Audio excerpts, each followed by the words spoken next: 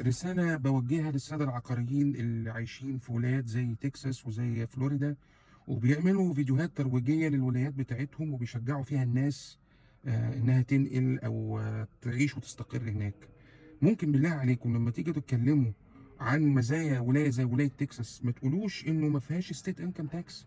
يعني ما فيش داعي نعتمد على الموضوع ده كتير يعني ايه الكلام ده؟ معناه انه ولايه زي تكساس ما بتدفعكش ستيت انكم تاكس، وبالتالي ظاهريا انت المفروض هتوفر، المفروض ان اجمالي خصومات الضرائب اللي هتتخصم من عليك اقل، لكن الحقيقه مش كده.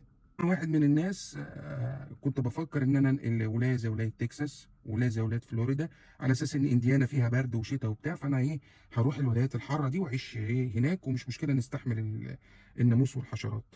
وكانت من ضمن الحاجات اللي دايما الاقي الناس بتتكلم عنها، يقول لك ده مفيش ستيت انكم تاكس، يعني انت هتوفر كتير. لكن لما تيجي بقى تبحث في الموضوع تتعمق فيه، هتلاقي ان اللي انت هتوفره كضريبه دخل بيتوزع على اوجه انفاق تانيه.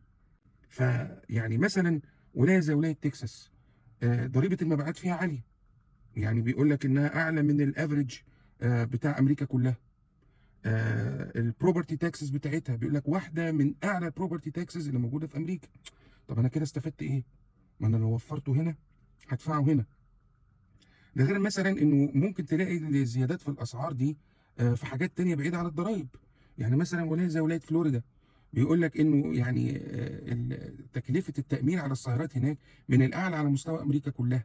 ليه؟ علشان خاطر معدل الحوادث السيارات هناك عالي، فبالتالي انت هتدفع تامين على السياره اعلى.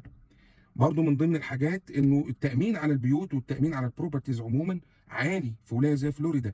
ليه؟ لانها ولايه معرضه دايما للهاريكنز وللكوارث الطبيعيه وللحاجات دي وبتاع، فبتدفع بريميوم عالي.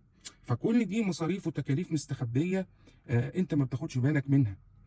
فالساده العقاريين مفيش داعي للشوجر كوتنج، لان انا شفت فيديو لواحد بيتكلم عن تكساس وبيقول لك ان ما فيهاش ستيت انكم تاكس. طب ما تقول للناس على البروبرتي تاكسز العاليه اللي هناك.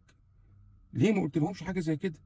ليه ما قلت لهمش ان التكييف بيتفتح 24 ساعه في اليوم، وانه بالتالي فواتير الكهرباء هناك هتدفع مبلغ محترم فيها؟